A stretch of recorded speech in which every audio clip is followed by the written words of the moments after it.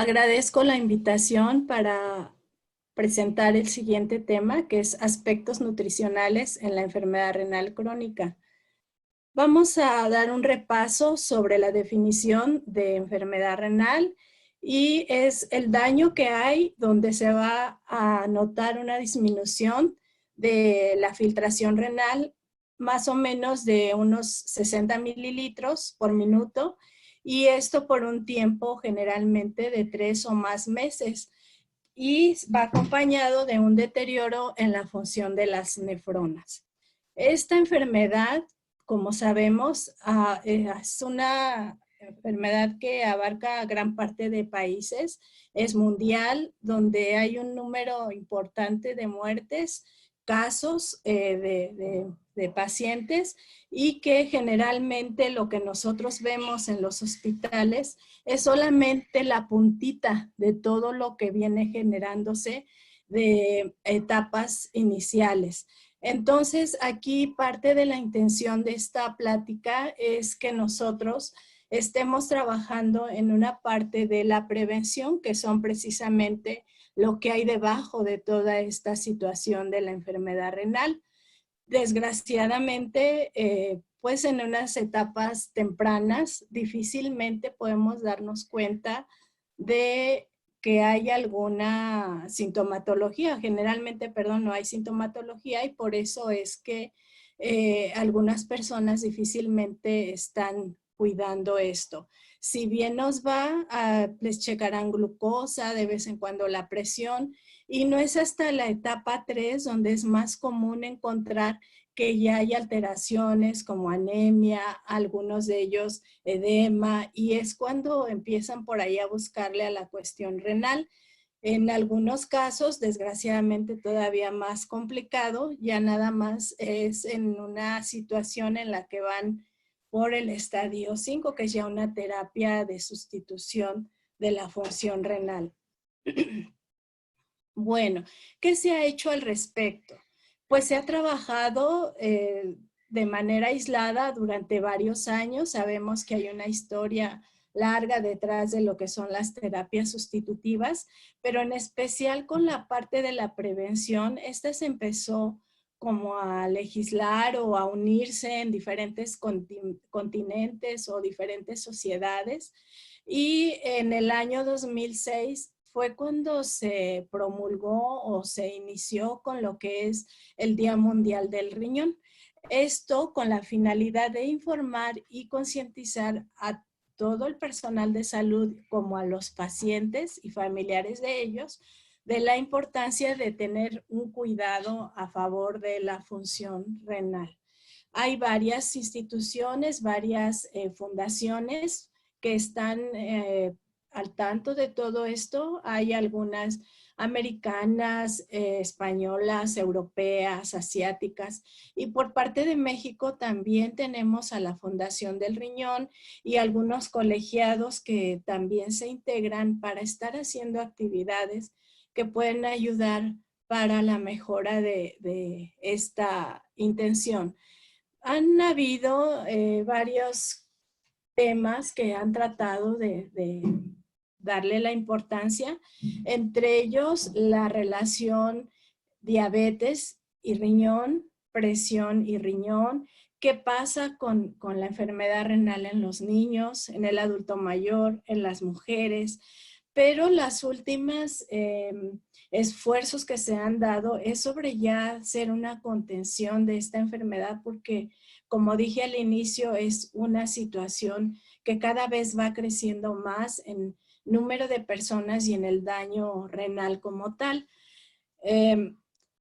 Entonces, es muy importante tener en cuenta la parte de la nefroprotección. Esta incluye tanto medidas farmacológicas y no farmacológicas para detener el daño renal.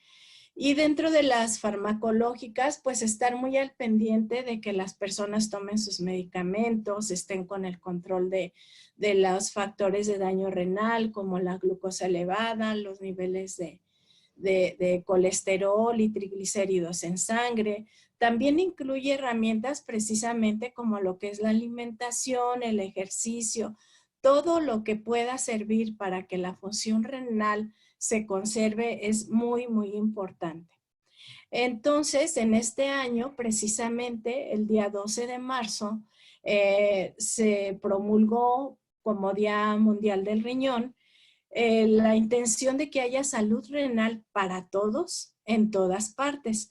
Esto es, no nada más en países desarrollados, sino en todos los rincones del mundo, y que considere desde la prevención, la detección y que tengan la oportunidad de un acceso a salud todas las personas.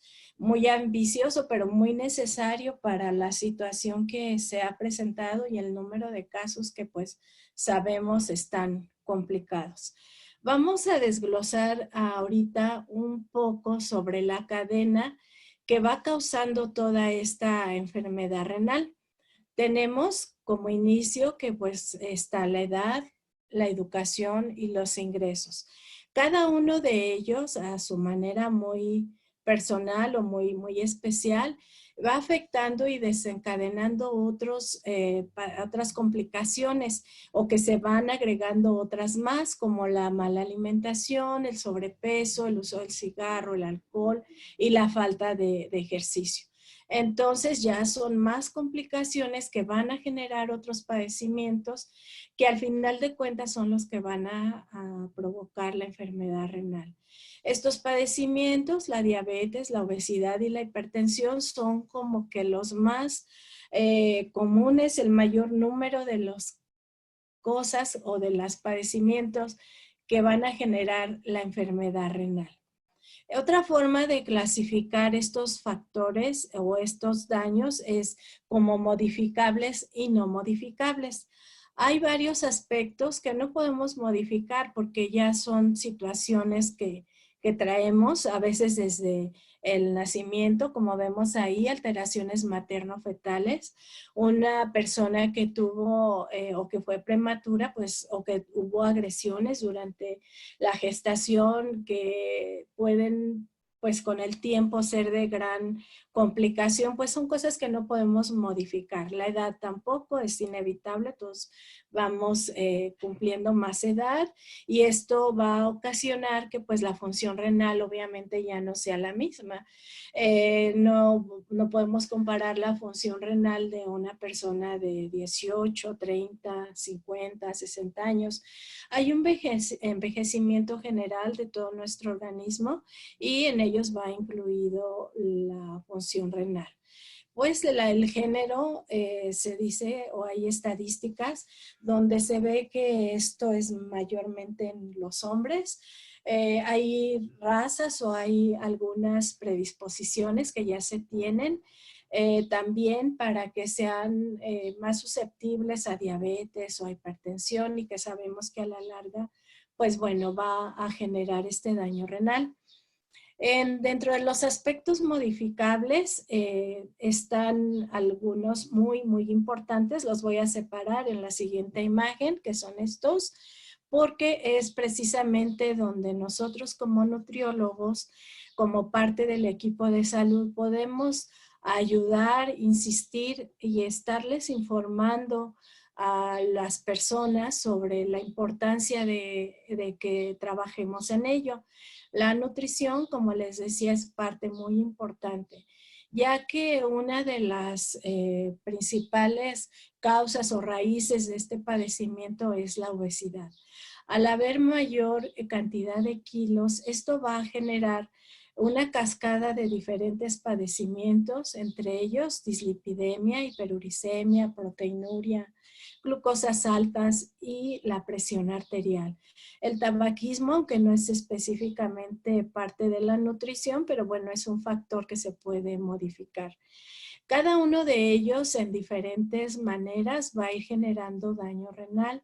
Simplemente, como decíamos, la obesidad va a generar otros padecimientos. La pura situación de tener grasa extra en el organismo va a generar un proceso inflamatorio, un proceso donde la función renal pues está comprometida. Sería interesante hablar de cada uno de ellos, pero bueno, dada el tema que vamos a nosotros a desarrollar. No nos alcanzaría aquí el tiempo y nos podríamos desviar de la parte nutricional como tal, que vamos a ver de algunas recomendaciones. Por ello, la insistencia va a ser que si nosotros estamos muy al pendiente y le pedimos a las personas que simplemente estén cuidando sus kilos de acuerdo a los requerimientos o a las necesidades de nuestro organismo, ya estamos haciendo una parte muy, muy importante. Vamos a hablar un poquito como de historia de qué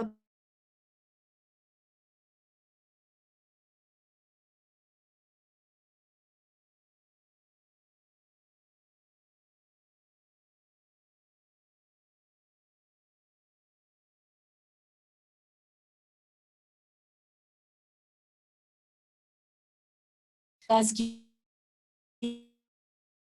DOCI y las con renal. Entonces, bueno, ahí tenemos que va a generar o que la importancia que ellos les dan es en relación a las proteínas. Si nosotros nos fijamos, aquí en el lado izquierdo, en la primera columna del lado izquierdo, tenemos las etapas de la enfermedad renal de la 1 a la 5, a qué equivale en mililitros que filtra, y a la parte que tenemos ahí con color especial es por la razón de las proteínas. Sabemos que en una etapa predialítica la cantidad de proteínas que se debe de dar a una persona o que se debe de recomendar es muy, muy importante, y tenemos las primeras recomendaciones que se hicieron donde nos decían que deberían de ser 70.75 gramos por kilogramo de peso corporal ideal, y en etapas más avanzadas podía bajar a 0.6 gramos. Ahí vienen las recomendaciones de kilocalorías que nos decían que se usaran en base al gasto energético. También es parte importante la cantidad de algunos minerales como el sodio, potasio, calcio y algunas vitaminas. Pero esto pues ha ido quedando un poco atrás, ya estamos en el 2020 y pues bueno, 20 años de diferencia, pero sí hubo algunos otros cambios. Tenemos en el 2007 un artículo y a la vez unas guías muy importantes donde refuerzan parte de lo que vimos en las guías DOCI. Este estudio nos marca las 11 razones por qué se deben de disminuir la ingesta proteica en una persona que ya sabemos que tiene daño renal. Y bueno, una de ellas muy importante es que se va a reducir los niveles del nitrógeno ureico urinario. Al reducir esos niveles, obviamente va a mejorar la sintomatología de estas toxinas, va a mejorar el metabolismo fósforo-calcio. Una dieta alta en proteínas generalmente es más alta en fósforo y sabemos que es una de las complicaciones más comunes, importantes y difíciles de cuidar el metabolismo del calcio-fósforo. El que haya también una menor cantidad de proteínas va a ayudar a que haya una disminución en la resistencia a la insulina. También va a ayudar a que haya que se retarde la aparición de proteinuria, que sabemos que es un factor de daño para el riñón muy, muy importante. Y en aquellas personas que ya tienen esta proteinuria, pues lo que va a ayudar también el que haya menos consumo de proteínas es que va a bajar estos niveles o esta cantidad de proteínas en la orina. Otros factores que también son muy importantes resaltar por los que se controla la cantidad de proteínas en la dieta es que se reduce el nitrógeno en la orina y por consecuencia el riñón pues va a tener menos carga. Si estamos consumiendo menos cantidad de proteína, el riñón no va a tener que hacer ese trabajo extra y por lo tanto no va a haber tanto en la eliminación urinaria. También va a prevenir el desarrollo de algunas lesiones a nivel glomérulo, precisamente por esta filtración que tiene el riñón que está realizando cada vez más frecuente. Otro aspecto es que va a ayudar a que hay menos consumo de oxígeno y esto es muy importante porque se reduce precisamente el estrés oxidativo. Un factor muy importante que cada vez se le da más realce, más estudios, porque el riñón pues generalmente esa es una forma que se va dañando. Como vimos en un punto atrás, al descender la ingesta de fósforo, también se va a disminuir la ingesta de sodio y ácido úrico o purinas, en este caso, que son las que pueden generar otro factor importante de riesgo, que es la hiperuricemia. Y bueno, el tener una dieta controlada en proteínas en general sugiere cambios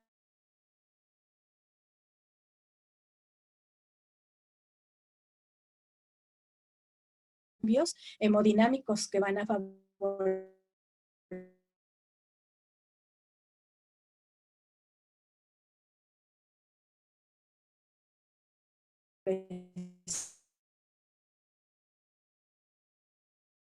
proteína de origen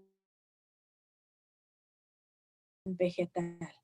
Nosotros, en Euskabi, hemos propuesto un plato que es ahora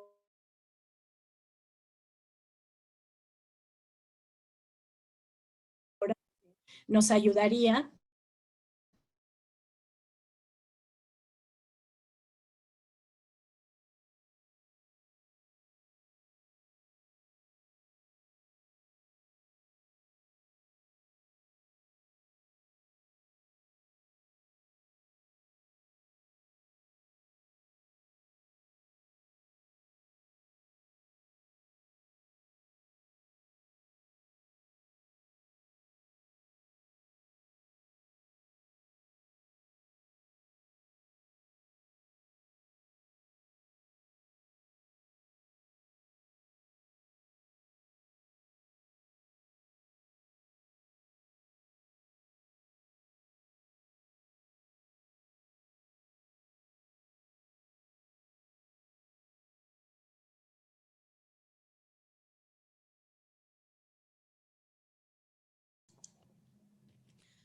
bien. Este plato del buen comer, como les comentaba, es importante porque nos pone en forma didáctica, pero en Fresenius Cavi hicimos que es el ketoplato, que es un material educativo, para que veamos todavía la diferencia que hay entre una reducción más importante de proteína y donde debe de ser acompañada o utilizada con el uso de alfa-cetoanálogos ketosteril.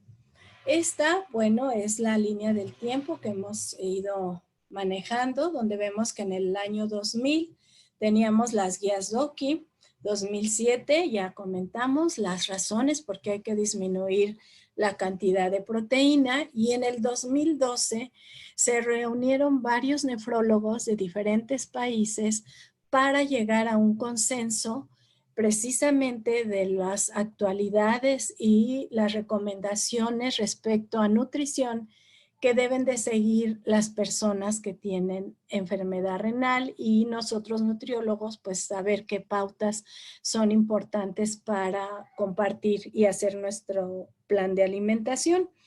Este consenso pues fue dado a conocer en marzo del 2012, y ellos ponen que es muy importante la restricción de proteínas porque son las generadoras de urea, de creatinina, del daño renal que ya estuvimos hablando, pero también insisten en que es de gran utilidad y beneficio que se haga esta reducción de proteínas, pero acompañando de alfa-cetoanálogos de aminoácido, y que esta es una terapéutica que va a dar mucha ayuda y mucho sustento a la intención de retrasar el inicio de una terapia sustitutiva.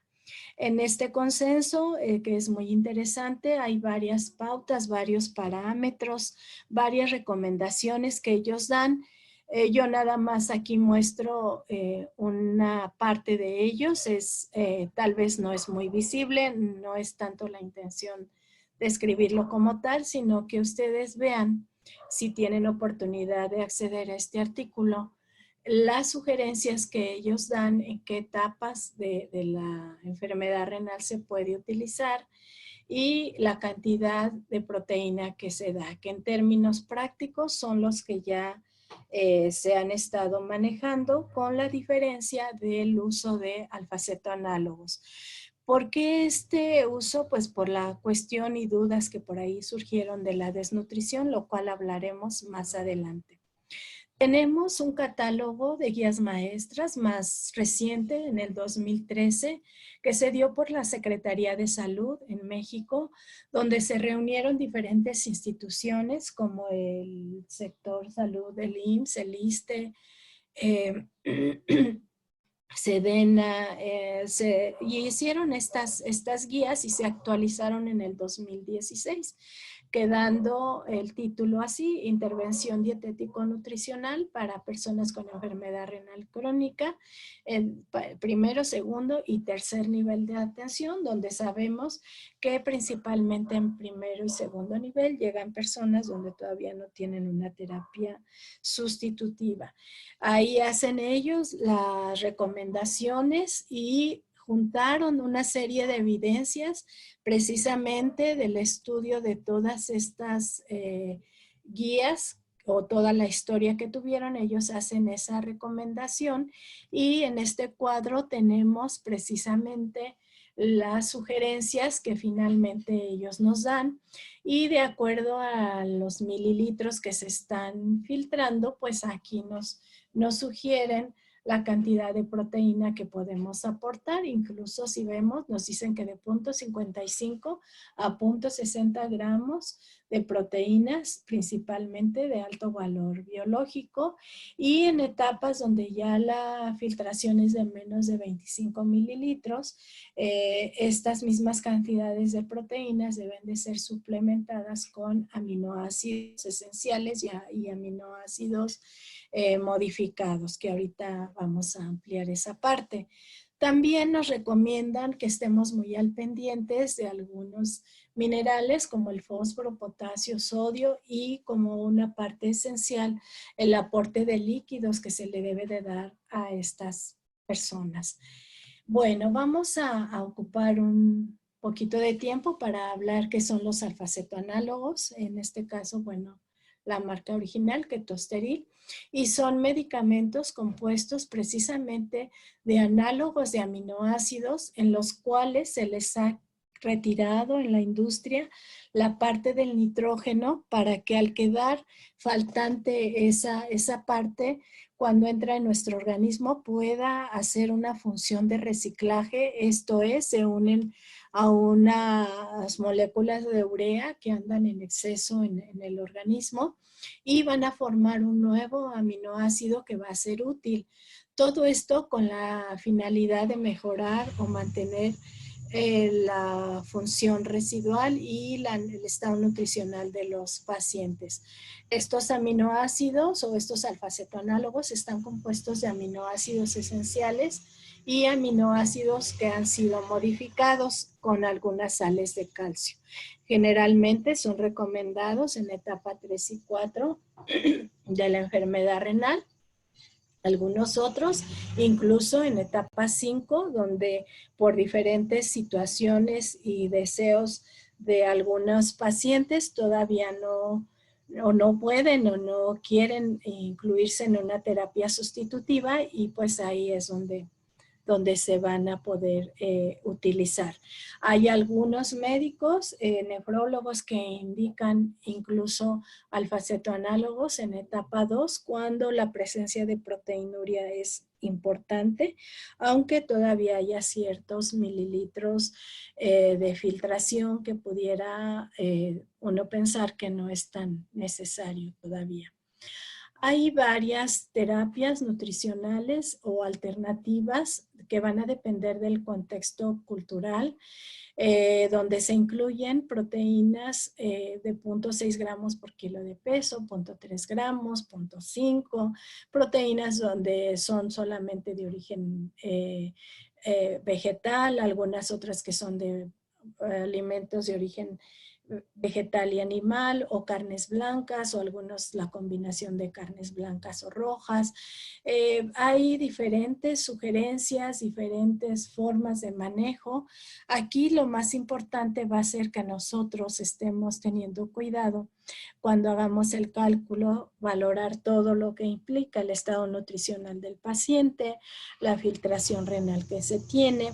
Y pues bueno, hemos tenido algunas inquietudes de diferentes personas y estas dietas no podrían causar desnutrición. Hay artículos que se han escrito, que se han publicado. En México tenemos uno del Colegio de Nefrólogos, donde ellos precisamente explican las experiencias y del uso de dietas bajas en proteínas con alfa-cetonólogos, y el estado nutricional no se ha visto afectado. Hay varios artículos internacionales también donde manifiestan esta situación, y si el paciente está consumiendo la cantidad de calorías que requiera el organismo, pues no tiene por qué preocuparse o no estar tan inquietos, porque si cubrimos esa parte de calorías no proteicas con los alimentos y la otra parte de calorías proteicas con la cantidad que vayamos a calcular de dieta más aminoácidos, pues tenemos ahí un beneficio. Bien, entonces nuestra línea del tiempo ya se van agregando cosas. Tenemos por último el catálogo de guías maestras y es lo más actual que hay hasta ahorita. Como les decía, es la recopilación de varias publicaciones o revisiones. Todo esto aunado a las sugerencias y a los controles que hay para el control renal, tenemos pues precisamente estas reglas de oro para cuidado del daño renal, y incluye pues la dieta, el ejercicio, el control de la presión, el evitar medicamentos que puedan ser nefrotóxicos, el uso de líquidos, de agua natural y no bebidas gaseosas o bebidas con demasiados solutos. Todo esto nos va a ayudar a retrasar el avance de la enfermedad renal. Pero sabemos que desgraciadamente, pues esto al final y con el tiempo, pues nos puede llevar precisamente a una falla renal terminal, y tenemos que aprovechar estas áreas de intervención oportuna para evitar el llegar lo más pronto posible a tratamientos sustitutivos. Cuando ya no se puede o no es conveniente seguir con estas terapias, pues existen diferentes tratamientos sustitutivos de la enfermedad renal.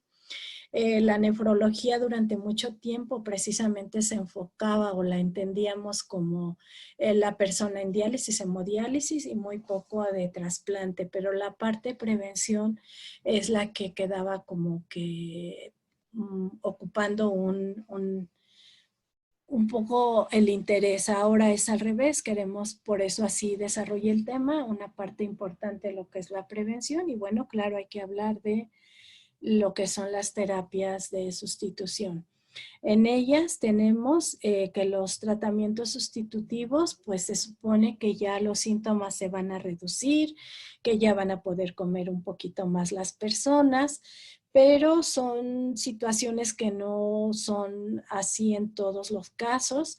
En algunos sigue habiendo anorexia, sigue habiendo sensación de saciedad temprana por la cuestión de la cantidad de agua o glucosa, si fuera el caso de la diálisis peritoneal, o en el caso de la hemodiálisis, los tiempos largos que luego pasan entre las sesiones y que se saltan algunos horarios de alimentación. Y pues sabemos que gran parte de ellos tienen algún tipo de desnutrición.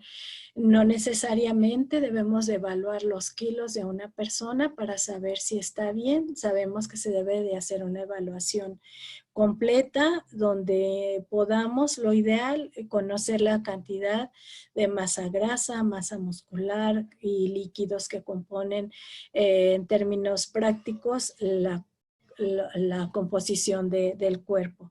Esta desnutrición está presente precisamente porque siguen persistiendo varias situaciones. La enfermedad renal, el síndrome urémico, es una enfermedad catabólica, hay alteraciones psicosociales, la economía, la dieta.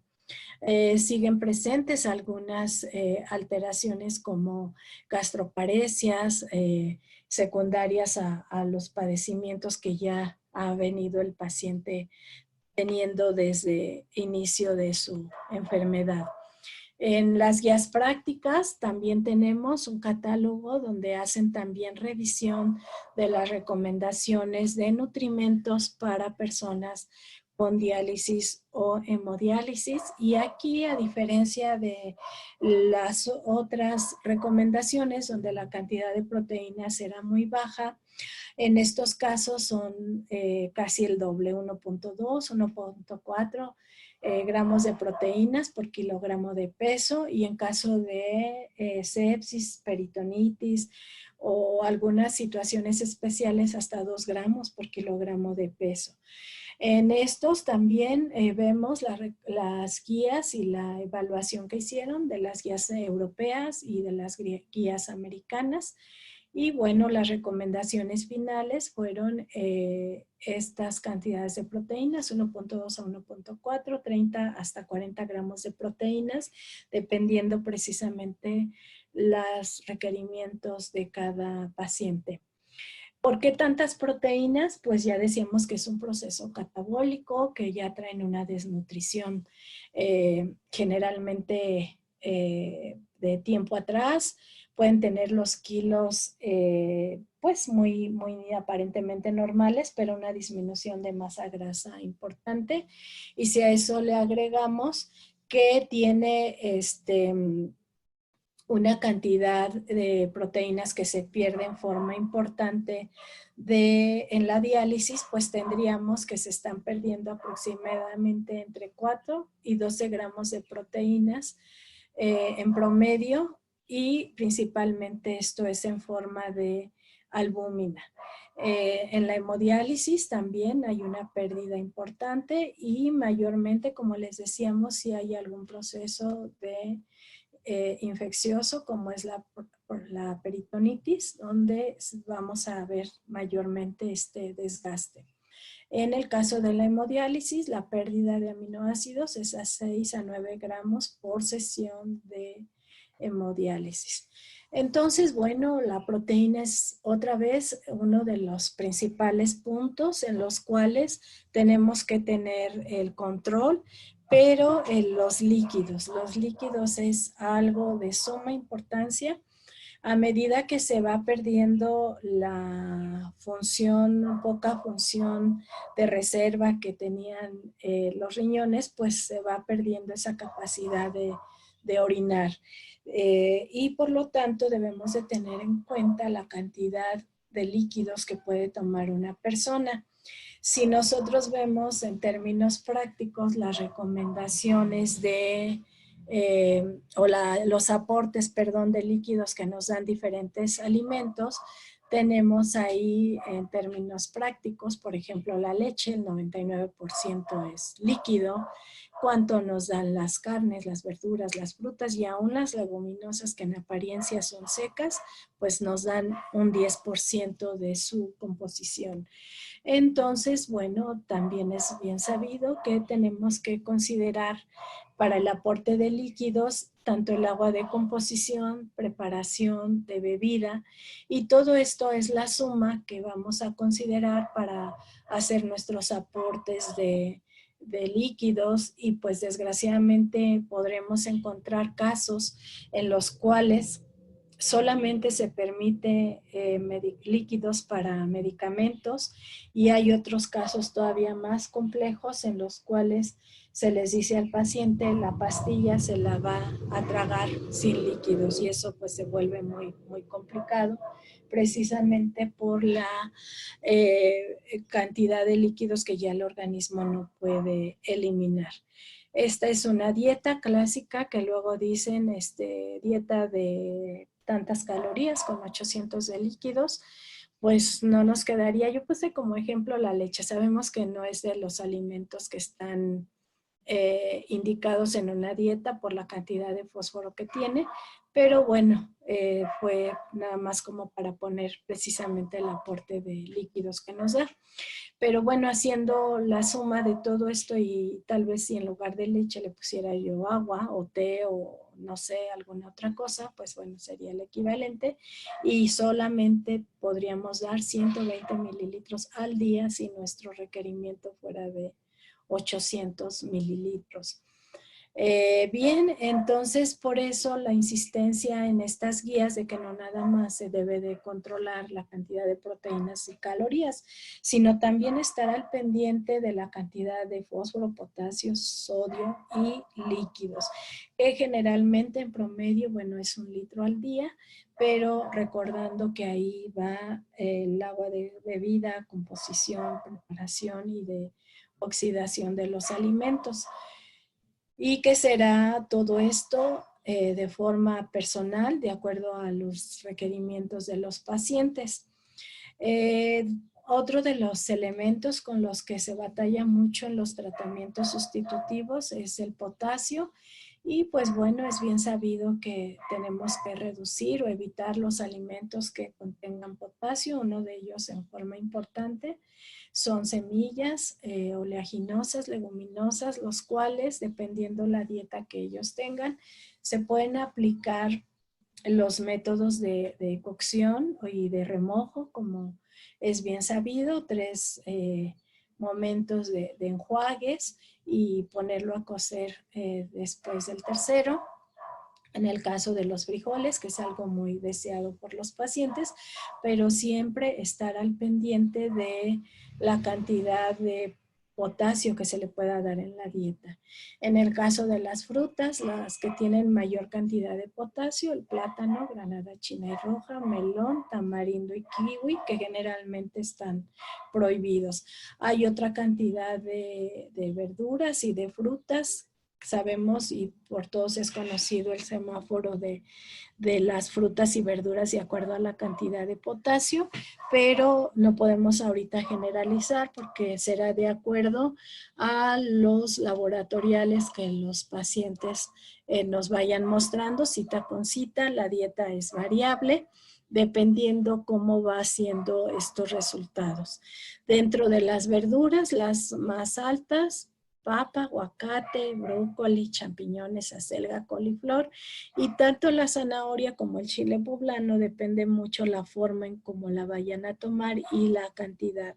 Se puede utilizar zanahoria siempre y cuando pues sea cocida, que no se utilice el agua de cocción, y el chile poblano pues siempre y cuando también se cuide la cantidad de este alimento. Y pues bueno, parte muy, muy importante cada vez más es la cantidad de fósforo. Sabemos que a medida que va disminuyendo la filtración renal, va generándose una dificultad para lo que es la eliminación de fósforo, la utilización que también hay y el recambio que hay con el calcio, y entonces podemos encontrar niveles muy elevados de fósforo. Si recuerdan, hablamos un poco de ellos en la dieta, en el tratamiento preventivo o tratamiento conservador, porque desde ahí es parte importante donde debemos estar actuando, no esperar a ver niveles elevados, porque después es como que más difícil poder tener estos cuidados. Entonces, bueno, en términos generales, la cantidad de sodio, potasio, calcio y fósforo son estas, de acuerdo al tratamiento que se encuentre, si está en diálisis o en hemodiálisis. Y pues la indicación es que sean todos con control y sobre todo lo más importante es que sean de acuerdo a los requerimientos de cada persona. En términos prácticos, el sodio y el potasio, en el caso de diálisis, está como que un poquito más corregido en apariencia y en el caso del fósforo y los líquidos es donde más debemos de cuidarlos en hemodiálisis. Entonces, esta parte donde dice observaciones es de que tengamos más cuidado y más enfáticos según el tratamiento que se encuentre. ¿Qué pasa con las vitaminas? Bueno, pues generalmente hay complicaciones con las vitaminas hidrosolubles.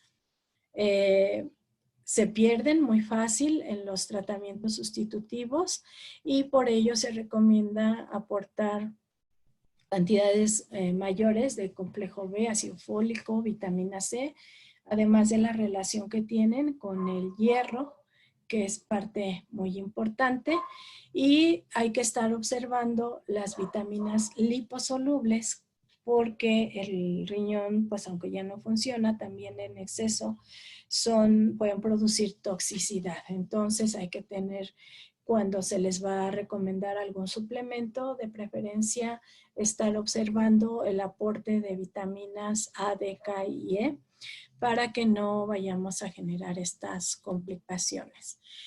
Las dietas para personas con enfermedad renal pues no se quedan en líquidos, en electrolitos, sino en toda una serie de nutracéuticos que son aquellos alimentos o nutrimentos que van a dar una función a nuestro organismo como una parte, como si fuera un medicamento, que van más allá de dar una vitamina, van más allá de dar calorías y que tienen funciones específicas como antioxidantes, antiinflamatorios, que aportan elementos para que pueda haber mayor aprovechamiento de otros nutrimentos.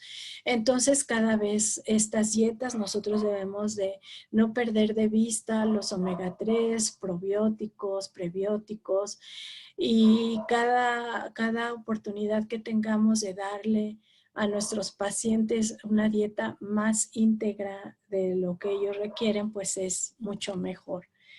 Tenemos que no siempre se puede dar todos estos nutrimentos, no siempre los pacientes los consumen y tenemos algunos suplementos. Este Fresupor es un suplemento para personas con enfermedad renal en tratamiento sustitutivo, el cual tiene varias ventajas, nos va a aportar energía, proteínas, fibra, vitaminas hidrosolubles, taurina, carnitina y cantidades muy bajas de algunos electrolitos que son los que hay problema del riñón para utilizarlos. Unas ventajas también muy importantes son que van a ayudar, que van a permitir que haya tolerancia, generalmente son tolerados, se van a utilizar de una manera que no se desperdicie. Es un polvo donde no vamos a incluir más agua porque sabemos que los pacientes no pueden incluir más cantidad de agua. Podemos modular la dosis, dar un poquito en la mañana, otro poco en la tarde, o bien algo muy importante con personas que han estado un buen rato sin comer, pues no podemos darles algún suplemento o algún alimento con una osmolaridad alta, entonces por eso también el modular la dosis es de gran importancia. Al modular y a darle el rendimiento que nosotros queremos de este suplemento, pues obviamente al costo se va a beneficiar porque no vamos a desperdiciarlo. Como es un polvo sin sabor, se puede utilizar en alimentos dulces o en alimentos salados.